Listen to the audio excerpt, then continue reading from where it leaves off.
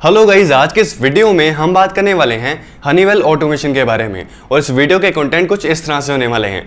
सबसे पहले हम बात करेंगे कंपनी बैकग्राउंड के बारे में, उसके बाद हम कंपनी को करेंगे फंडामेंटली एनालाइज, उसके बाद हम बात करेंगे वैल्यूएशंस के बारे में और क्या मैं इस कंपनी में इन्वेस्ट कर रहा हूँ या फिर नहीं कर रहा हूँ। तो वीडियो के एंड तक देखना और वीडियो को लाइक करना ना भूलना। तो चलिए शुरू करते हैं इस वीडियो को। सबसे पहले हम बात कर लेते हैं कंपनी बैकग्राउंड के बारे में। तो यहाँ पे कंपनी शुरू थी 1987 में और एक जॉइंट वेंचर था टाटा ग्रुप और हनीवेल ग्रुप के बीच में। बट यहाँ पे 2004 में टाटा ग्रुप ने अपने सारे शेयर हनीवेल ग्रुप को बेच दिए और उसके बाद हनीवेल ग्रुप ने इस कंपनी का नाम चेंज करके यहाँ पे हनीवेल ऑटोमेशन इंडिया रख दिया। और अभी हनीवेल ग्रुप इस कंपनी में 75% होल्ड करता है और अभी ये कंपनी मार्केट लीडर है प्रोसेस कंट्रोल सिस्टम्स में और यहाँ पे कंपनी ऑटोमेशन सर्विसेज भी ऑफर करती है। अब कर लेते हैं इस कंपनी को फंडामेंटली एनालाइज। सबसे पहले हम बात कर लेते हैं कंपनी के बिजनेस मॉडल के बारे में। तो यहाँ पे कंपनी का 55% रेवेन्यूज आते हैं डोमेस्टिक बिजनेस से और बाकी के 45% आते हैं एक्सपोर्ट बिजनेस से। यहाँ पे डोमेस्टिक में आती है process solution, building management system और सेंसिंग एंड कंट्रोल, और एक्सपोर्ट्स में आती हैं global manufacturing and engineering services. इन सभी चीजों को हम एक एक करके डिस्कस कर लेते हैं। सबसे पहले हम बात कर लेते हैं प्रोसेस सॉल्यूशन के बारे में। तो यहाँ पे कंपनी ऑटोमेशन सॉल्यूशन प्रोवाइड करती है।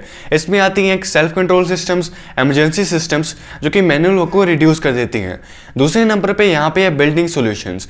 इसमें कंपनी ऑफर करती है सिक्योरिटी एंड सर्विसेज और सेल्फ कंट्रोल सिस्टम्स और फायर कंट्रोल सिस्टम्स। तीसरी है बिल्डिंग मैनेजमेंट सिस्टम्स। यहाँ पे कंपनी वर्क करती है बिल्डिंग की जो फंक्शनिंग होती है उसे ऑटोमेट करने के लिए। यहाँ पे कंपनी स्पेशली वर्क करती है पब्लिक प्लेसेस पे जैसे कि एयरपोर्ट्स, होटल या फिर रेलवे स्टेशन। फोर्थ कैटेगरी है सेंसिंग एंड कंट्रोल। तो जैसे कि नाम से पता लग रहा है यहाँ पे कंपनी वेरियस सेंसर्स प्रोवाइड करती है। इसके बाद यहाँ पे एक्सपोर्ट बिजनेस में जैसे कि मैंने आपको बताया था यहाँ पे कंपनी दो कैटेगरी में डिवाइडेड है, global manufacturing services and engineering services. तो यहाँ पे कंपनी प्रोजेक्ट एग्जीक्यूशन पे, प्रोजेक्ट कंस्ट्रक्शन पे फोकस करती है। तो यहाँ पे कंपनी इस तरह की सर्विसेज ऑफर करती है। तो यहाँ से हमें पता लग रहा है कि कंपनी के डिफरेंट बिजनेसेस डिफरेंट एरियाज पे डिपेंड है। मतलब कि अगर कोई इंडस्ट्री बुरा परफॉर्म करती है तो उसका सीधा इंपैक्ट इनके उस बिजनेस पे भी पड़ता है। यहाँ पे जो इंडस्ट्रीज ये मेनली हैं ऑयल एंड गैस, ऑटोमोबाइल और कमर्शियल रियल एस्टेट। और मैं आपको बता देता हूँ ये जो इंडस्ट्रीज हैं ये इकोनॉमी पे डिपेंड होती हैं। मतलब कि अगर इकोनॉमी बुरा परफॉर्म करती है तो उसका सीधा इंपैक्ट इन इंडस्ट्रीज पे भी पड़ता है। बट जो इंपैक्ट आता है वो हमें एकदम से दिखाई नहीं देता, इसका इंपैक्ट हमें थोड़े टाइम बाद दिखाई देता है। और इसके पीछे के रीजन से हैं यहाँ पे कंपनी का जो नेचर है वो प्रोजेक्ट बेस्ड नेचर है। तो यहाँ पे जब भी कोई इकोनॉमिक स्लो डाउन आता है, जब भी कोई इस तरह की सिचुएशंस आती हैं, यहाँ पे कंपनी अपने एग्जिस्टिंग प्रोजेक्ट पे काम कर रही होती है और वहां से कंपनी को रेवेन्यूज आ रहे होते हैं। बट यहाँ पे जब कंपनी का जो प्रोजेक्ट कंप्लीट हो जाते हैं और कंपनी न्यू प्रोजेक्ट के लिए मार्केट में आती है तो यहाँ पे कंपनी को न्यू प्रोजेक्ट्स मिलने में काफी डिले हो जाती है। यहाँ पे कंपनी को उनमें काफी प्रॉब्लम्स आने लग जाती हैं। फॉर एग्जाम्पल यहाँ पे जब 2008-2009 में रिसेशन आया था तो उस टाइम पे उसका इंपैक्ट कंपनी पे नहीं पड़ा था क्योंकि उस टाइम कंपनी अपने एग्जिस्टिंग प्रोजेक्ट्स पे काम कर रही थी और वहां से कंपनी को अच्छे खासे रेवेन्यूज भी आ रहे थे। तो बट इसका जो रियल इंपैक्ट है वो कंपनी ने 2010 में फेस किया क्योंकि वहां पे जब कंपनी के जो प्रोजेक्ट्स कंप्लीट हो गए और कंपनी जब न्यू प्रोजेक्ट्स के लिए मार्केट में गई तो यहाँ पे कंपनी को न्यू प्रोजेक्ट्स मिलने में काफी डिले होने लग गई। इसलिए यहाँ पे इन्होंने जो असली जिसका इंपैक्ट था 2010 में फेस किया था। चलो अब बात कर लेते हैं फाइनेंशियल स्टेटमेंट्स के बारे में। सबसे पहले हम चलते हैं प्रॉफिट एंड लॉस स्टेटमेंट की ओर। तो यहाँ पे मैंने पिछले 5 साल तक का डाटा यूज किया है। तो अगर हम बात करें कंपनी की सेल्स की तो यहाँ पे कंपनी की सेल्स लगातार इंक्रीज होते आ रही है। बट अगर हम बात करें ओवरऑल ग्रोथ की तो यहाँ पे कंपनी ने पिछले 5 साल में 6% की ग्रोथ दिखाई है जो कि बढ़ के पिछले 3 सालों में 10% हो चुकी है, जो कि बिल्कुल भी अट्रैक्टिव नहीं है। इसके साथ साथ अगर हम बात करें कंपनी के प्रॉफिट ग्रोथ की तो यहाँ पे कंपनी ने पिछले 5 साल में 33% की ग्रोथ दिखाई है जो कि बढ़ के पिछले 3 साल में 42% हो चुकी है, जो कि काफी अट्रैक्टिव है। बट अगर हम इसे थोड़ा और पीछे जाएं तो यहाँ पे कंपनी के प्रॉफिट्स काफी फ्लक्चुएट होते आ रहे हैं। यहाँ पे 2008-2012 तक कंपनी के प्रॉफिट डिक्लाइन होते आ रहे थे।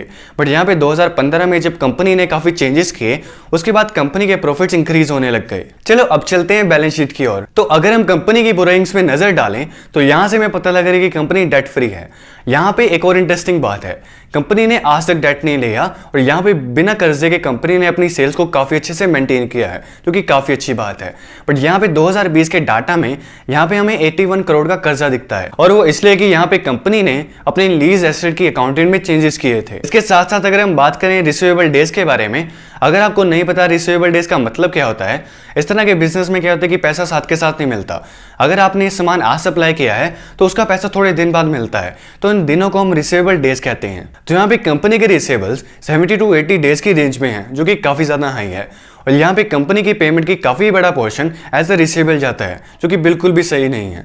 इसके साथ साथ यहाँ पे बैड एग्जीक्यूशन के कारण काफ़ी बार तो इन्हें पेमेंट ही नहीं मिलती और यहाँ पे इनके काफ़ी बार रिसीवेबल्स नॉन रिकवेबल रिसीवेबल्स मिल जाते हैं। तो हमें ट्रैक करते रहना चाहिए कि कंपनी के रिसीवेबल्स किस तरह से चल रहे हैं, वो इंप्रूव हो रहे हैं या फिर नहीं हो रहे हैं। चलो अब चलते हैं कैश फ्लो स्टेटमेंट की ओर। तो अगर हम कंपनी के प्रॉफिट बिफोर टैक्स को ऑपरेटिंग कैश से कंपेयर करें, ऑपरेटिंग कैश मतलब वो कैश जो कंपनी को अपनी ऑपरेशन से जनरेट होती है। तो अगर हम इन दोनों चीज़ों को कंपेयर करें तो यहाँ से हमें पता लग रहा है कि जो ऑपरेटिंग कैश है वो प्रॉफिट्स के आधे हैं। तो यहाँ से भी हमें पता लग रहा है कि कंपनी के रिसीवेबल डेज काफ़ी ज़्यादा हाई हैं।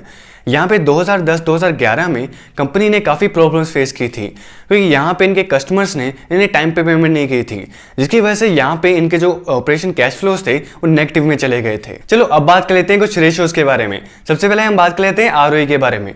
अगर आपको नहीं पता ROE का मतलब क्या होता है, ROE मतलब रिटर्न्स ऑन इक्विटी। कंपनी अपने शेयर होल्डर्स की इक्विटी पर उनके इन्वेस्टमेंट्स पर कितने रिटर्न्स लेकर आ रही है, इसे हम कह देते हैं ROE। तो यहाँ पे कंपनी का पिछले 5 साल का ROE है 19%, जो कि बढ़ के पिछले 3 साल में 22% हो चुका है, जो कि काफी अट्रैक्टिव है। इसके साथ साथ अगर हम बात करें ROCE के बारे में, ROCE मतलब रिटर्न्स ऑन कैपिटल एम्प्लॉयड। हमने अपने बिजनेस में जो कैपिटल लगाया है उसमें हमें कितने रिटर्न्स आ रहे हैं, इसे हम कह देते हैं ROCE, चाहे वो कैपिटल डेट की फॉर्म में हो। तो यहाँ पे कंपनी का पिछले 5 साल का ROCE है 30%, जो कि बढ़ के पिछले 3 साल में 33% हो चुका है, जो कि काफी अट्रैक्टिव है। इसके साथ साथ अगर हम बात करें इंटरेस्ट कवरेज रेशियो के बारे में, इंटरेस्ट कवरेज रेशियो मतलब कंपनी कितनी आसानी से इंटरेस्ट पे कर पाएगी अपने आउटस्टैंडिंग डेट पे, तो इसे हम कह देते हैं इंटरेस्ट कवरेज रेशियो। तो यहाँ पे इस केस में इस कंपनी का इंटरेस्ट कवरेज रेशियो है 39.95, जो कि काफी ज्यादा है, और वो इसलिए कि यहाँ पे कंपनी डेट फ्री है। चलो अब बात कर लेते हैं कंपनी की मैनेजमेंट के बारे में। तो यहाँ पे कंपनी के चेयरमैन हैं मिस्टर सुरेश सेनापति, और अगर हम बात करें कंपनी के CEO के बारे में, वो है मिस्टर आशीष गायकवाड़। यहाँ पे जो टॉप मैनेजमेंट है वो ऑलरेडी जो मेन हनीवेल ग्रुप है उसमें अच्छी तरह पे काम कर चुकी है, जो कि काफी अच्छी बात है, और अब वो एज अ लीडर पोजीशन इस कंपनी पे काम कर रही है। जो करंट CEO और MD हैं मिस्टर आशीष गायकवाड़, वो पहले एज अ सॉफ्टवेयर इंजीनियर काम करते थे इस कंपनी में। लेटर ऑन 2016 में उन्हें as a managing director appoint किया गया। इसके साथ साथ अगर हम बात करें प्रमोटर्स होल्डिंग के बारे में, तो हमें कंपनी की प्रमोटर्स होल्डिंग है 75%, जो कि काफी ज्यादा अट्रैक्टिव है, और यहाँ पे कोई भी शेयर प्लेज नहीं है। चलो फाइनली बात कर लेते हैं कंपनी के वैल्यूएशंस के बारे में, और क्या मैं इस कंपनी में इन्वेस्ट कर रहा हूँ या फिर नहीं कर रहा हूँ। तो अगर हम बात करें कंपनी की वैल्यूएशंस की, तो यहाँ पे कंपनी ओवर वैल्यूड है, यहाँ पे कंपनी काफ़ी महंगी है। और अगर हम बात करें क्या मैं इस कंपनी में इन्वेस्ट कर रहा हूँ या फिर नहीं कर रहा हूँ, तो जैसे कि आपको पता है मैं वैल्यू इन्वेस्टिंग पे काफ़ी फोकस करता हूँ, इसलिए यहाँ पे मैं इस कंपनी में बिल्कुल भी इन्वेस्ट नहीं कर रहा, क्योंकि यहाँ पे वैल्यूएशंस काफ़ी महंगी हैं। और अगर मैं इस कंपनी में इन्वेस्ट भी कर रहा होता तो अभी तो मैं इस कंपनी में बिल्कुल इन्वेस्ट ना करता। इसके पीछे के रीजन ये हैं, जैसे कि मैंने आपको स्टार्टिंग में बिजनेस मॉडल में बताया था, यहाँ पे जब भी स्लो डाउन आता है या फिर इस तरह की सिचुएशंस आती हैं, तो यहाँ पे उसका इंपैक्ट हमें एकदम से दिखाई नहीं देता, उसका इंपैक्ट हमें थोड़े टाइम बाद दिखाई देता है। और जैसे कि आपको पता है यहाँ पे कोविड-19 सिचुएशन चल रही है, तो इसका इंपैक्ट कंपनी पे जो पड़ेगा वो हमें अभी दिखाई नहीं देगा, इसका इंपैक्ट हमें थोड़े टाइम बाद दिखाई देगा। तो हमें ये चीज़ ट्रैक करना काफ़ी ज़रूरी है। यहाँ से मैं आपको एक और चीज़ बता देता हूँ, मेरी जो वीडियोस होती हैं वो सिर्फ एजुकेशन पर्पसेस के लिए होती हैं। यहाँ से मैं आपको कुछ भी एडवाइस नहीं करता और ना ही मैं आपको यहाँ से कुछ रिकमेंड करता हूँ। तो यार आज के लिए सिर्फ इतना ही। उम्मीद करता हूँ कि आपको वीडियो पसंद आई होगी। अगर आपको इस वीडियो से कुछ भी सीखने को मिला है तो प्लीज़ वीडियो को लाइक कर दो, शेयर कर दो और चैनल को सब्सक्राइब कर दो, और मुझे कमेंट करके बताओ कि आपको वीडियो कैसी लगी और आप नेक्स्ट वीडियो किस टॉपिक पे चाहते हैं। मिलता हूँ आपसे नई वीडियो में, तब तक के लिए bye. Thank you so much.